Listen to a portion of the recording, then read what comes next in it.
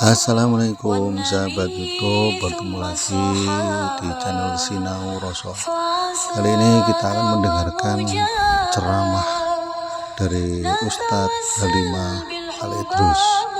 Mari kita simak, dengarkan apa yang telah atau akan disampaikan. Selamat menikmati.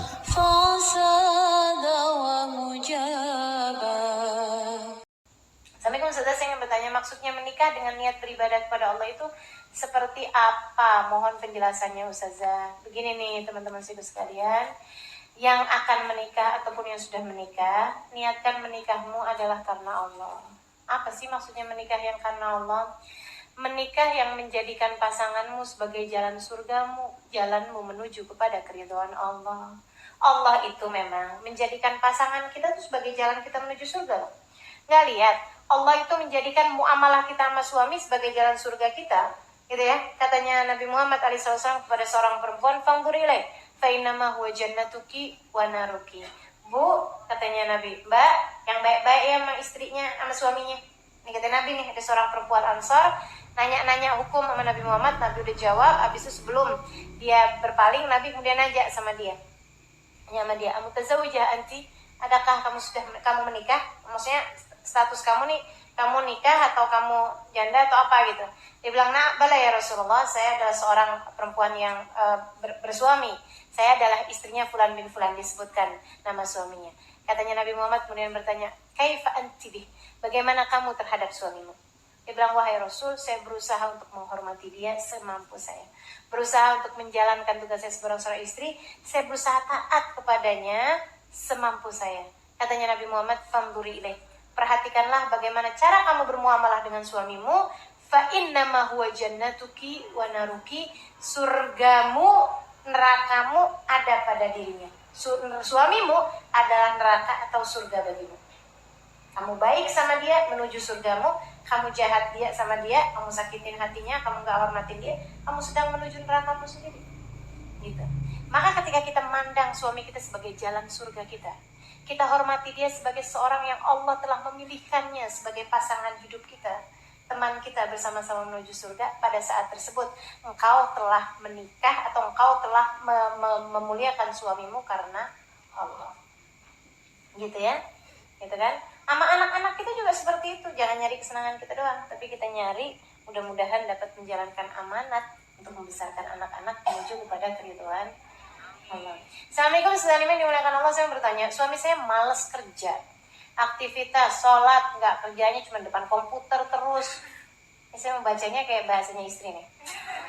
Kadang minta izin mau kerja, suami tidak mengizinkan kita saranin untuk Grab, nggak mau.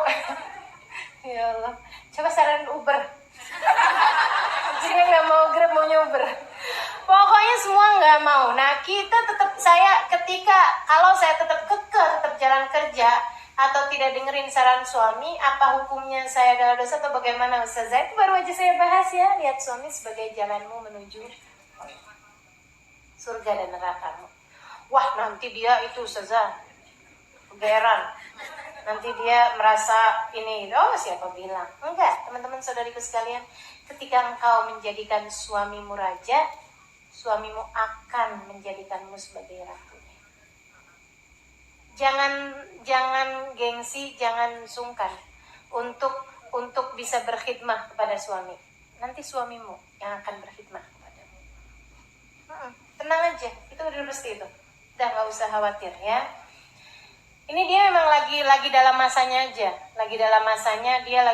kita kan nggak tahu, mungkin dia pernah kerja kemudian tertipu, mungkin dia kerja lagi kemudian dibohongin, mungkin dia lagi dalam masanya drop. Namanya suami istri tuh kayak gitu, teman-teman sekalian. Nih ya, saya sampaikan nasihat suami saya. Saya bilangin, ini nasihat suami saya. Dia bilang begini, suami istri tuh seharusnya jadi kayak orang main ayunan. Yang satu naik, yang satu dorong. Dorongnya jangan terlalu keras, ntar jatuh. Tapi juga jangan ditinggalin, gak didorong, kesian. Gitu katanya. Ini ya, kalau ada suami nih, yang satu lagi malas kerja, yang satu tinggal ngomel-ngomel mulu, ini kan sama-sama pada minta lagi didorong. Itu sama aja kayak dua-duanya naik di ayunan. Siapa yang dorong? Jadi kalau kita lagi lihat suami kita kayak begitu, oh iya, ini dia lagi mau naik ayunan. Gak apa-apa, dorong pelan-pelan. Gitu, kasih semangat, kasih nasihat, gitu kan ya? Kasih yang enak-enak, berkhidmatlah kepadanya gitu, hormati dia, sayangi dia. Jalan surga loh, jangan lupa. Ya nanti kalau pulang liatin suaminya, ini jalan surga nih. Masya Allah. Assalamualaikum warahmatullahi wabarakatuh. Sedaniman selalu dengan Allah, rahmati Allah. Saya mau tanya tentang arisan. Kalau arisan keluarga itu biasanya lama. Yang ikut arisannya lebih dari 10 orang dan per bulannya 200.000, selesainya 40 bulan. Wih, 40 bulan. Itu gimana ya Ustazah, sudah berjalan cukup lama. Kita meneruskan dari orang tua kita dan kita nggak masalah dapat arisan awal atau belakang karena kita arisannya niatnya untuk silaturahmi. Sudah pernah saya bahas ya? Kalau yang dimaksudkan dengan arisan tersebut bukan uangnya, tapi adalah kebersamaannya, silaturahminya, mau 20 tahun sekalipun nggak apa-apa. Silakan aja, emang yang dimaksudkan bukan uangnya.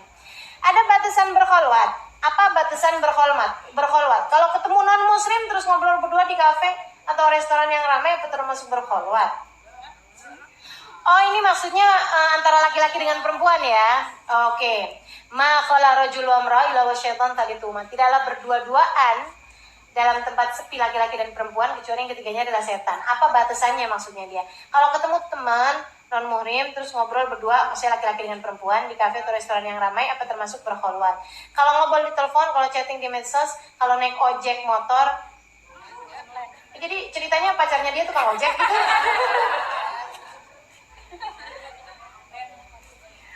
Iya, itu apakah termasuk berkholwat apa enggak? Baik ya, jadi madarnya, sumbernya semua hukum masalah kholwat berkholwat ini teman-teman, masalah berdua-duaan laki-laki dengan perempuan adalah khauful fitnah, adalah dikhawatirkan adanya fitnah. Fitnah itu yang dimaksudkan bukan pandangan orang, bukan, tapi terfitnahnya hatimu, rasa hatimu.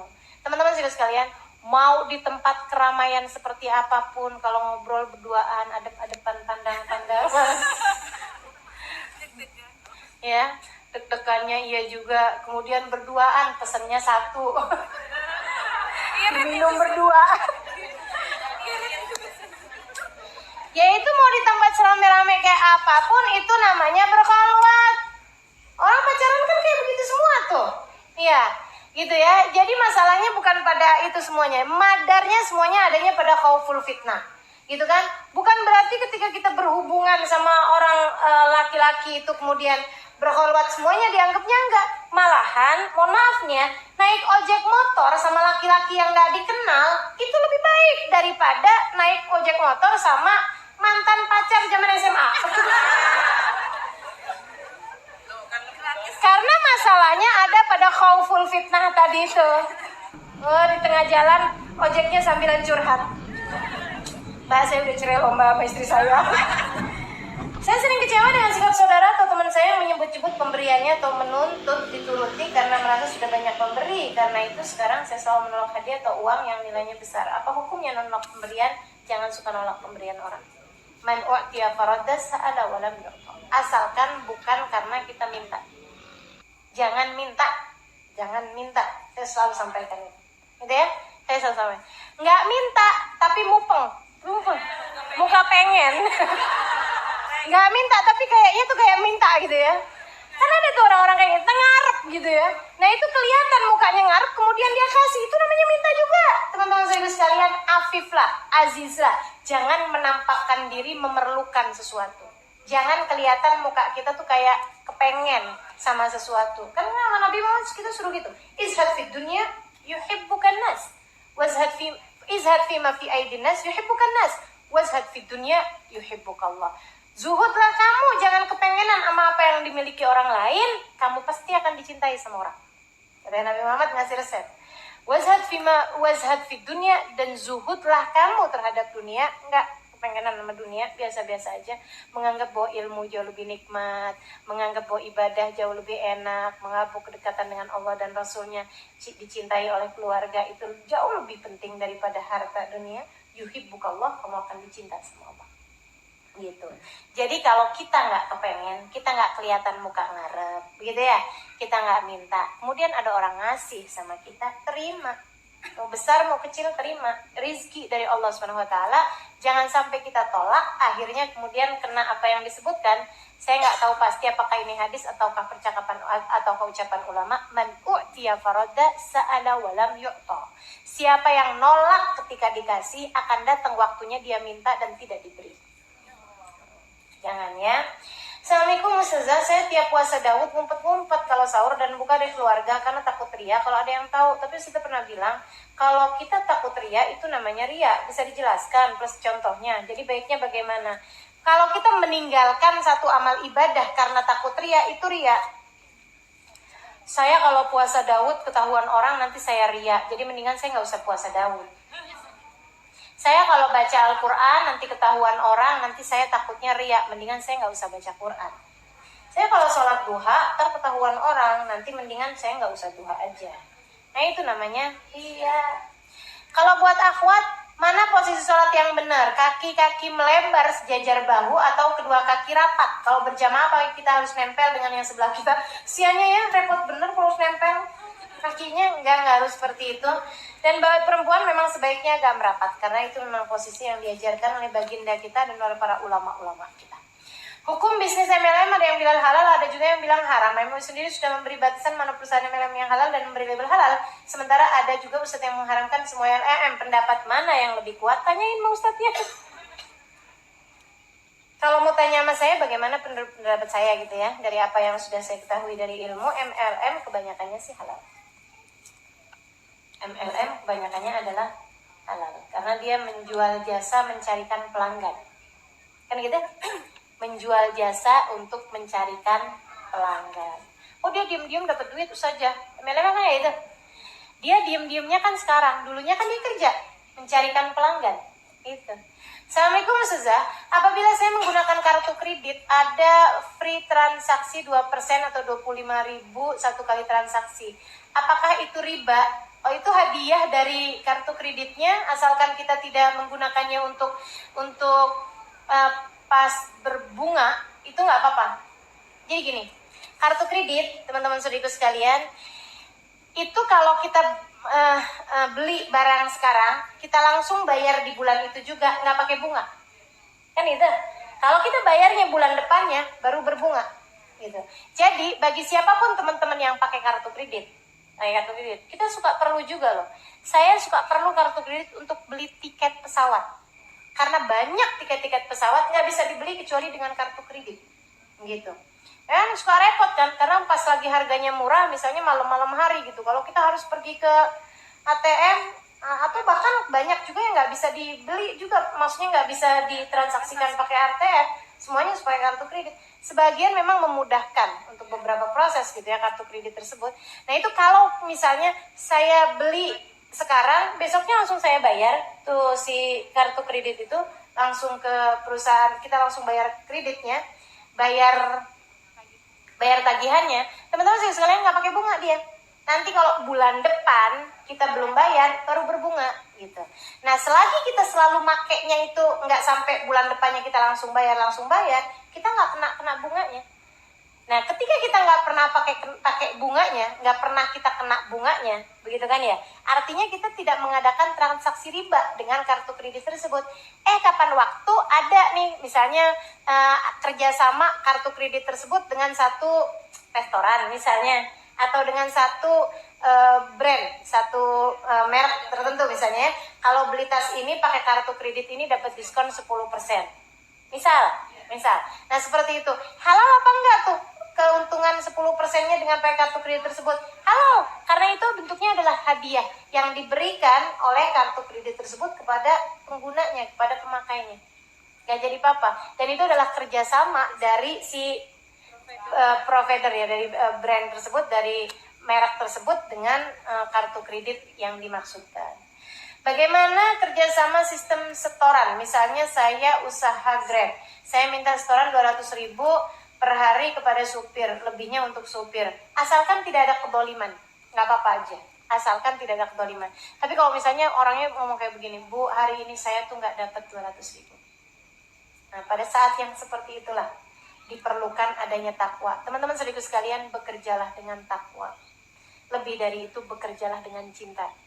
Nah, ya, takwa takut sama Allah untuk mendolimi orang lain. Cinta penuh kasih sayang kita kepada sesama umat manusia. Ya ampun bang, terus dapatnya berapa bang sekarang? Ya cuma ada tarikan 2 kali itu, ada keuntungannya habis dipotong sama bensin sama ini, sampai itu cuman keuntungannya 80.000 aja nih. Udah bang, ambil aja buat abang, nggak apa-apa buat saya, halalin aja. Gitu. Wah ustazah, nanti semena-mena dia. Enggak akan takut amat sih.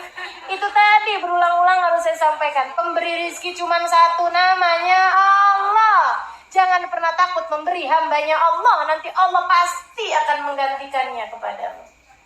Gitu ya. Ada masih banyak pertanyaan-pertanyaan, kita akhiri dulu. Pertanyaan yang baru masuk akan saya jawab di minggu yang akan datang. Cuman saya herannya kok nggak habis-habis nanyanya. Duh, ini kapan pinternya nih? Titipan tetangga katanya. Iya. Rajab kapan ya masuknya? Malam Rabu ini. Iya, tanggal Rajab 3 amalannya yang diperbanyak. Istighfar, baca Rabbi ufirli warhamni watub alayya, atau Allahumma ufirli warhamni watub alayya. Bagusnya langsung sudah salam dari adzan dari sholat subuh sama sholat maghrib atau sholat isya, pakai angkat tangan. Allahumma ufirli warhamni watub alayya, Allahumma ufirli warhamni watub alayya, Allahumma ufirli warhamni watub alayya 70 kali sepanjang bulan Rajab. Ya katanya lihat malam Rabu ya, Li. Iya, itu istighfarnya dibaca. Kemudian hal kedua yang kita bagus untuk melakukannya pada bulan Rajab adalah untuk menghidupkan malamnya. Dan malam yang dihidupkan, yang sunnah untuk dihidupkan pada bulan Rajab ada 2 malam.